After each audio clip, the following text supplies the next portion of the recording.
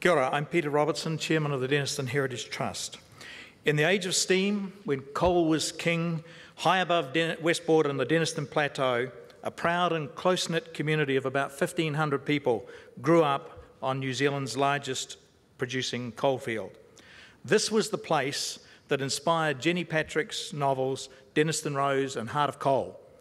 This is the very mine that held the very first illegal stop-work meetings that led directly to the birth of the New Zealand Miners' Union and the New Zealand Labour Party. This is the heritage that helped shape a nation.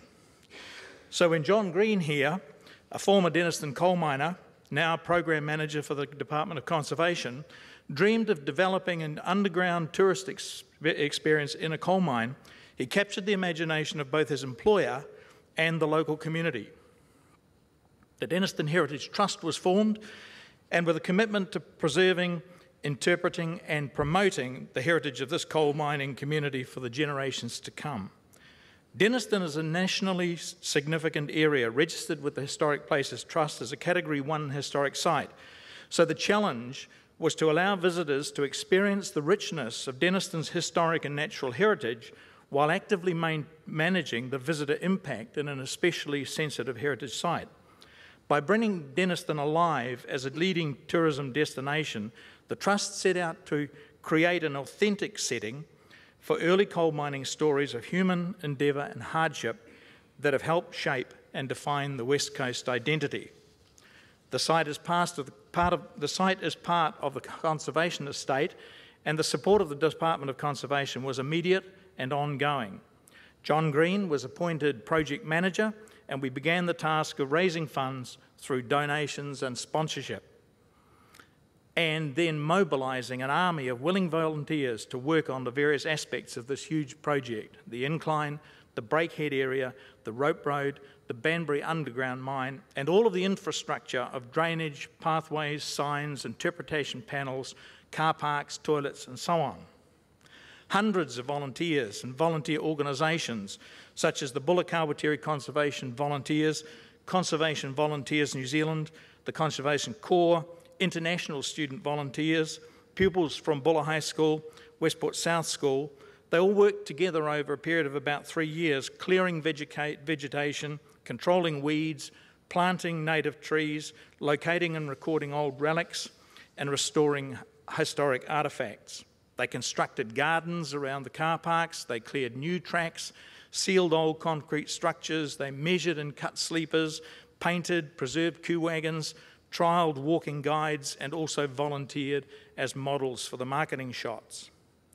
The Trust, together with partner organisations, worked to raise $2 million to ensure that specialist work could be carried out by competent professional organisations such as Australia's Mancala Mining, who did the mine stabilisation work. A large number of businesses volunteered their staff time and donated goods and materials to make the dream come true. Solid Energy provided extensive technical advice. A group of local mining experts formed an advisory committee. The Department of Conservation contributed substantial ranger hours. The University of Otago assisted with Denniston Kiwi Ranger program, and Tourism West Coast worked hard to promote the whole program. Sleepers and rails were donated by OnTrack, ballast by Avery Brothers, the locomotive by the Friends of the Hill Society, high-vis jackets by Martin's Mitre 10, gravel from Cascade Mining, and so on. Kiwi Rail and Tourism New Zealand pitched in with grants, and the Department of Conservation selected the project as an icon heritage site. The stories of the people who lived on this often bleak and unforgiving plateau became the stuff of legend, and the tales of courage, endurance and survival in the face of ever-present danger caught the imagination of Jenny Patrick, whose novels captured the essence of life on the hill in the 1880s and became a runaway success with combined total sales now of more than 80,000 copies, making her one of New Zealand's top-selling authors. So using our initiative and trying to be a little bit creative, we approached Jenny, and as a result, she's given enormous voluntary support to the project through her public appearances. Most recently, the Trust has worked extensively with her to develop her idea for a self-guided tour based around the highlights from her novels. And so now The colourful and concise Denniston Rose Trail Guide, published just this week, is supported by an iApp for iPhones and iPads and includes additional resources to enhance the experience, such as Jenny reading extended excerpts from her own books, recorded anecdotes from former residents, historical photographs, audio and video clips, quick facts, and so on. And she will launch that trail guide next Saturday at Denniston. The Trust has also assisted with the development of an interactive Kiwi Ranger booklet aimed at primary age students and children visiting the site. Local school children wrote parts of the Kiwi Ranger program and they tested out the booklet and provided crucial feedback on improvements. So this now is the Denniston Experience, a unique underground tourist attraction where visitors are given the chance to travel back in time and journey along the old Denniston coal haulage rope road in a restored locomotive that once saw service in the mines, along the edge of the spectacular Waimangaroa Gorge and deep into the heart of the historic Banbury mine, the first and oldest mine at Denniston.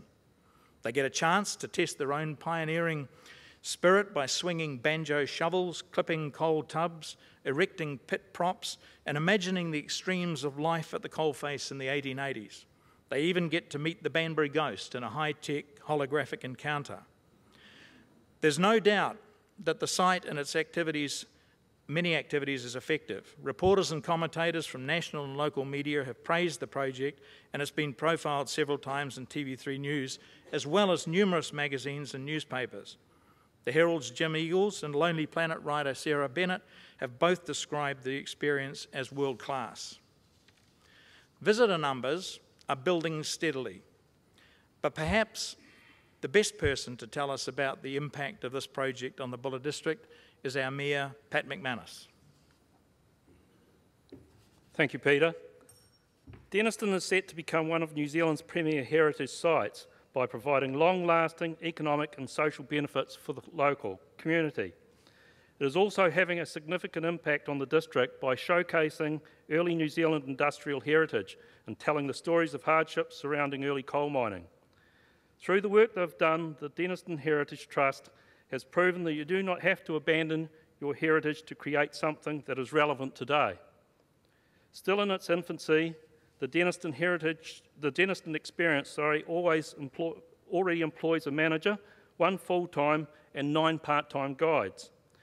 From here on in, the community will experience significant benefits through an increase in visitor stays and employment opportunities long after the extraction of coal has gone. A community that was founded on the value of coal, now today embraces heritage tourism, and the circle is now complete. Thank you.